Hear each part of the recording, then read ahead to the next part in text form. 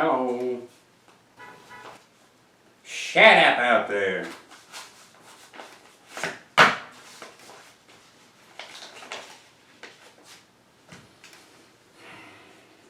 Did you ever consider taking a course in basic firearm safety? No. Why do you ask? Why were you wearing a Soviet uniform in your last Q&A? I was not wearing a Soviet uniform in the last Q&A. That was a red Chinese communist tunic, Zhongshan jacket, I believe, if memory serves. And the reason why I was wearing that is I was curious as to whether or not any of you would even notice.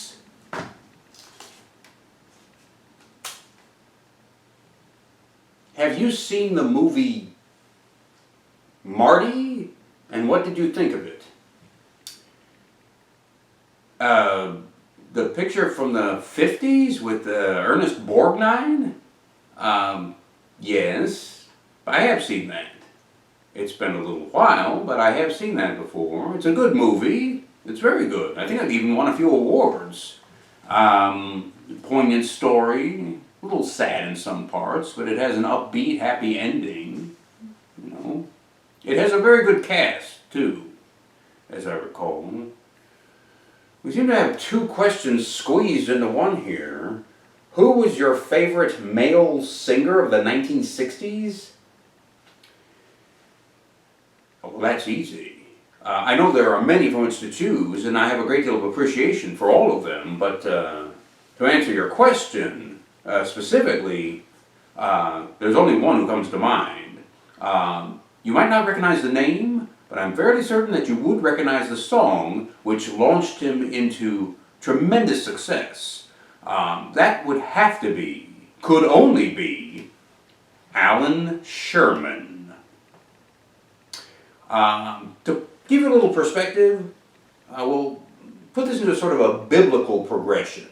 Going back to the 1930s and 40s, you had the original Spike Jones. Spike Jones, in turn, begat Alan Sherman. Alan Sherman begat Weird Al Yankovic. You understand? Alan Sherman was the Spike Jones of the 1960s.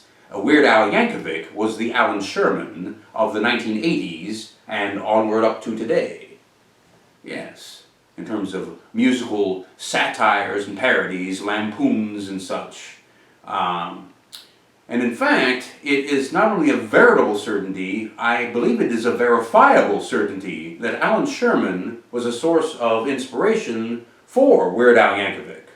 Because if you look at one of Weird Al Yankovic's earliest albums, it's an album cover which depicts him as a kid in his bedroom, daydreaming about fame and fortune as a world-famous accordionist, and there in the jungle mishmash mayhem of his room, in the chaotic debris surrounding his bed, down there on the floor in the corner, you can see an Alan Sherman record. Sort of a inside joke, secret, shout-out tribute of sorts, I suppose, you know. Yeah. And given that Alan Sherman inspired Weird Al Yankovic, he's in good company because, believe it or not, I myself have written a number of musical satires and parodies and such, and Alan Sherman was absolutely the inspiration. What is your... So you had a right-wing, congressional-level individual die about a week or so ago. I think you know to whom I'm referring. We have someone asking what is my take on the death of this individual.